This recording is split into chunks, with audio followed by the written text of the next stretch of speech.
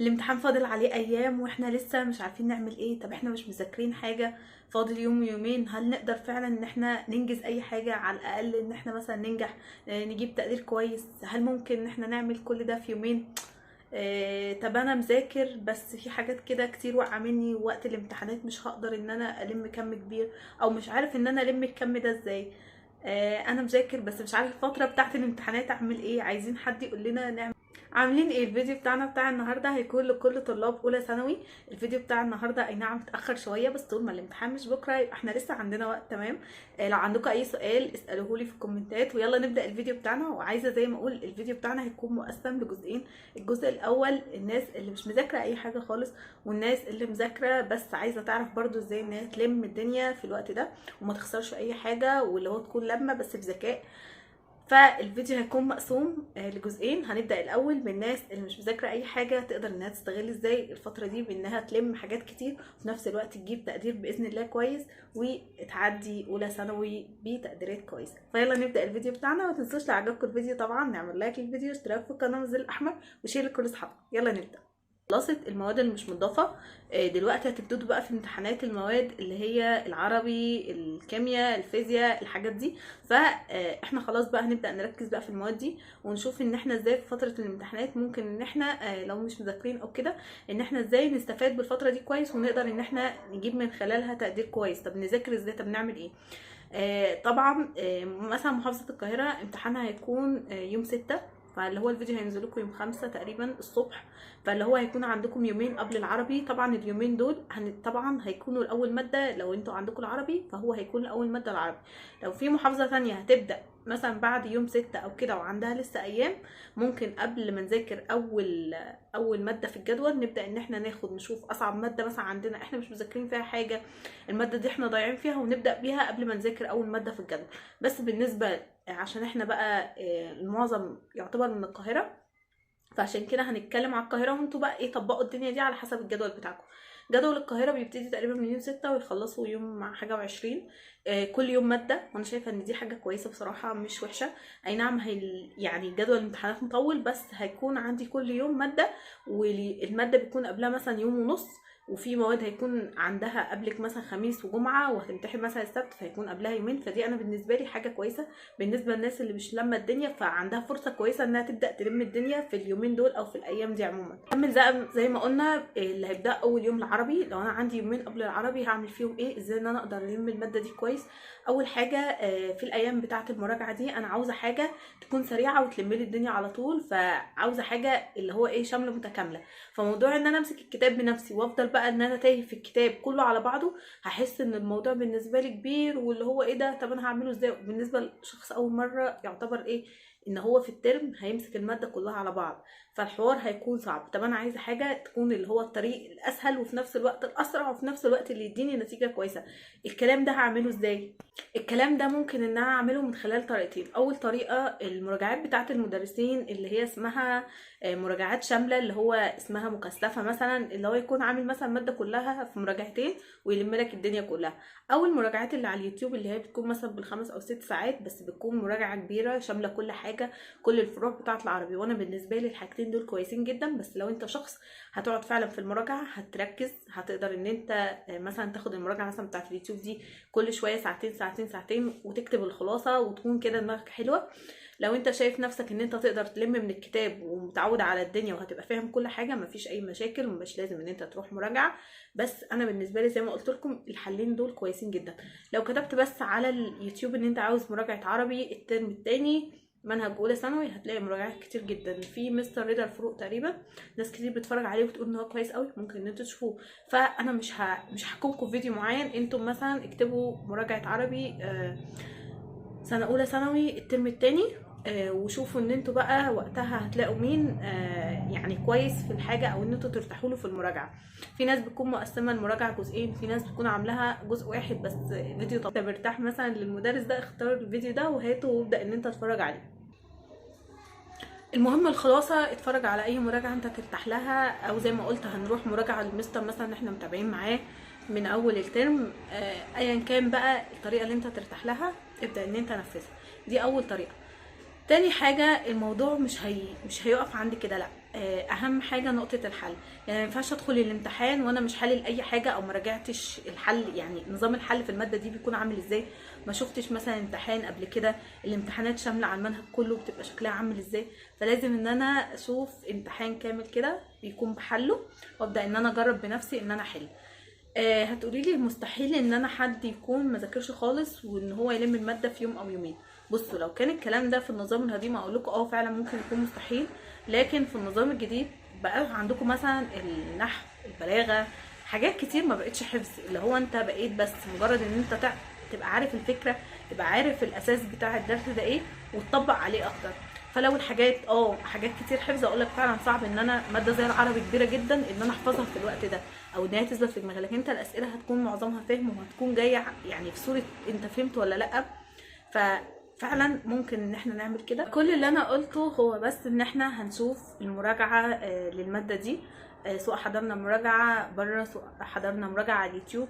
بعد كده هنبدا ان احنا نحل سواء من اي كتاب معايا، بس اهم حاجه زي ما قلنا ان الحاجات اللي انا بحلها في الوقت ده يكون معايا اجابتها، عشان ما اقعدش بقى اللي هو اضيع وقت في ان انا ادور على الاجابات. خلصت خلاص النقطتين دول وانا بذاكر او وانا بحل، لو في اي حاجه وقفت معايا يكون معايا كده ورقه فلوسكاب او اي نوت بوك خاصه للماده دي، واقوم كاتبه كده السؤال او الحاجه اللي وقفت معايا والاجابه بتاعتها، عشان وانا يعني قبل ما انام مثلا ليله الامتحان دي بكون براجع بس من الحاجات اللي هي انا وقفت معايا، وكون ورقه ملاحظات انا اعملها لنفسي الصبح كده قبل ما اروح الامتحان. يعني اللي هو ايه، لو حاجه حاسه ان هي مهمه ممكن تيجي في امتحان، كل الكلام ده. خلصت خلاص النقطه دي. مثلا بقى لو عندي ماده زي الفيزياء ابدا ان انا اعمل نفس الكلام. ايه الحاجات اللي انا ممكن ارشحها لكم ان انتوا تحلوا مثلا منها في الفيزياء وانتم قبل الامتحان عندكم إن لو معاكم كتاب الامتحان او هتلاقوه PDF على اي موقع او هتلاقوه على اليوتيوب وناس بتحل الحاجات دي، نماذج الامتحان كده في كتاب الامتحان فيه 10 نماذج كده من ورا هتشوفوهم دلوقتي. النماذج دي ممكن ان انا احل منهم كده 4 أو 5، وميزتهم ان هم محلولين في الكتاب، وفي نفس الوقت لو انت في سؤال مش عارف اجابته جت منين، اكتب بس على اليوتيوب نموذج امتحان رقم كذا حله، هتلاقي سؤال بيتحل ازاي بالطريقه بالخطوات، وفي حد بيشرح لكم كمان. فالحاجات دلوقتي بقت بجد متوفره للي عاوز يفهم واللي عاوز يذاكر. فاحنا كده انا ذاكرت وحليت وكتبت الحاجات اللي وقفت قصادي، انا كده خلاص داخل الامتحان، انا مش محتاجه حاجه اكتر من كده. مش هقولك ان انت وقت ما تذاكر هتكون لميت 100% من المنهج كله ومن المراجعات والكلام ده، لا، بس على الاقل هتكون لميت مثلا لو قلنا مثلا 70% 80%. ولو حظك كويس وجيه هو ده في الامتحان، فالامتحان بيكون عدد اسئلته مش كتير قوي، فممكن باذن الله ربنا يوفقك وده اللي يجي في الامتحان فعلا. فطول ما في وقت نسعى فيه ونحاول ان احنا نعمل فيه. طب ما انا لو ما عملتش مثلا كده وفضلت قاعد افكر ان انا مش هلحق مش هعمل اي حاجه، طب ما انت كده خلاص مستوى المذاكره اللي انت ذاكرته يعتبر 0%، هتدخل مش عارف اي حاجه. لكن انت لو حاولت في الوقت او اليوم او اليومين ان انت تعمل كده، على الاقل هتلاقي مثلا 10 اسئله تعرف تحلهم، 12 سؤال تعرف تحلهم، 13 يعني هتعرف تحل. وفي حاجات هتلاقيها ممكن بتيجي معاك كده اللي هو مثلا من الترم الاولاني، حاجه في النحو من ثالثه اعدادي، فهتلاقي الدنيا ماشيه معاك وهتلاقي نفسك بتحل والدنيا كويسه باذن الله. بس اهم حاجه ان احنا نعمل اللي احنا نقدر عليه. هبدا بقى ان انا امشي باقي الجدول بتاعي في الامتحانات نفس الكلام. هيبقى عندي قبل كل ماده يعتبر يوم ونص همشي اطبق نفس الكلام ده فيه. لو في مراجعات زي ما قلنا بره وشايف المراجعه دي هتبقى مفيده وكويسه، روح واحضرها. على الاقل اللي انت يعني المستر هيلمهولك في المراجعه، مش هتقدر ان انت تلمه كله بنفس السرعه دي في البيت. يعني هتلمه كله بس مش هيكون بنفس الوقت ده ولا السرعه دي، فالمستر اكيد فاهم وعارف. عشان كده ممكن نشوف زي ما قلنا مراجعات على اليوتيوب او مراجعه تكون عند اي مستر بره يعني مش اونلاين. فليكم حريه الاختيار. هنمشي الجدول زي ما قلنا. حاجات بقى كده يعني بديهيه كده ان احنا نعملها في وقت ما احنا بنعمل الكلام ده، ان احنا نبعد عن السوشيال ميديا، ان احنا نستغل اليوم كويس عشان اليوم عندي يبقى طويل كده، وفي وقت ان انا اصحى بدري مثلا عشان يبقى عندي اليوم طويل اقدر ان انا اذاكر حاجات كتير فيه. فيعني نحاول ان احنا كده الحاجات دي وقت الامتحانات بس على الاقل ان احنا نعملها، عشان نكون خارجين كده من الفتره دي احنا عملنا اللي علينا في الفتره دي، وباذن الله اللي يجيبه ربنا خير يعني. هنتعب شويه، بس الموضوع مش صعب. الامتحانات كلها بتعدي، واي حاجه صعبه بتعدي عموما. افتكر ان هي كلها في الاخر ورقه امتحان، والله مش حاجه صعبه زي ما انت فاكرها. بس هو التوتر اللي بيخليك دلوقتي فاكر كده وفاكر ان الموضوع صعب، لكن والله العظيم الموضوع اسهل مما تخيلوا. وباذن الله، بس عشان انتم بس في الوقت ده بيكون في توتر، واللي هو لا والامتحانات قربت وانا لا مش عارف حاجه وكلام كتير سلبي، فعشان كده بيكون الموضوع بالنسبه لك صعب شويه. لكن لا، هو لو انت بصيت عليه كده من بره هتلاقي الدنيا سهله ومفيش اي حاجه. بس احنا نهدى، ما نتوترش، مفيش حاجه مستاهله ان احنا نتوتر. بتاعنا في الفيديو بالنسبه للناس اللي هي مذاكره من اول الترم تعمل ايه الفتره دي. انتم بجد يعني دي حاجه كويسه جدا، ودي يعني انتم كده اللي هو تعبتوا طول الترم، فما تخلوش بقى مجهودكم بتاع طول الترم يضيع في اليومين دول. اليومين دول احنا مش محتاجين غير ان احنا قبل كل ماده في الامتحان نراجع من المصدر اللي احنا ذاكرنا منه. لو لقينا حاجه كده ان احنا مش فاكرينها، ممكن ان احنا نبدا ان احنا نشوفها كده من اول وجديد عادي، مفيش اي مشكله، ما نتوترش ولا اي حاجه. طبيعي ان الانسان ممكن في حاجات تقع منه او كده، فهبدا ان انا اشوف الحاجه دي. خلاص تمام، رجعت ليه براجع من المصدر اللي انا ذاكرت منه عشان ما شتتش نفسي. لو انا رجعت يعني ذاكرت من مصدر تاني ممكن تقابلني حاجات جديده وابقى فاكر ان انا كده لا انا كده ما ذاكرتش حاجه، طب ازاي، طب، وهبدا ان انا اوتر نفسي. لا، ذاكر من المصدر اللي انت كنت بتذاكر منه طول السنه، يعني راجع منه. بعد ما تراجع منه زي ما قلنا، لو في حاجه وقفت قصادك خلاص دي هبدا ان انا اراجعها من اول وجديد، اشوفها من اول وجديد، مفيش اي مشاكل. هبدا ان انا احل امتحانات على المنهج كله، وبرده الامتحانات دي يكون معايا الحل بتاعها عشان ما اجيش في الوقت ده واقعد اضيع وقت ان انا ادور على اجابات او كده.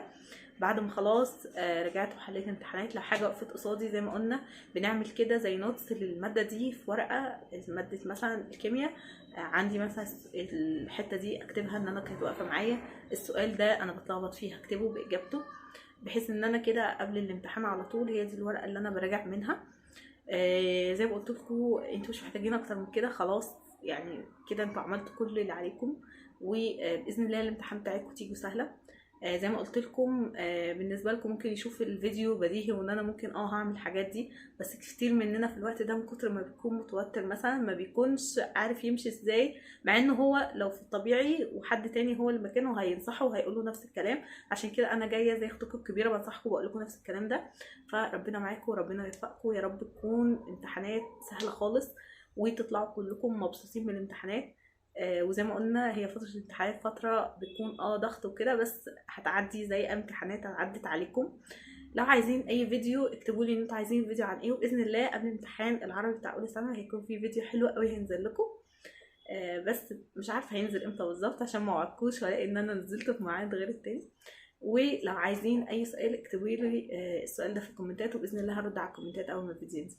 وما تنسوش لو عجبكم الفيديو نعمل لايك للفيديو، اشتراك في القناه وشير لكل اصحابنا، ويلا.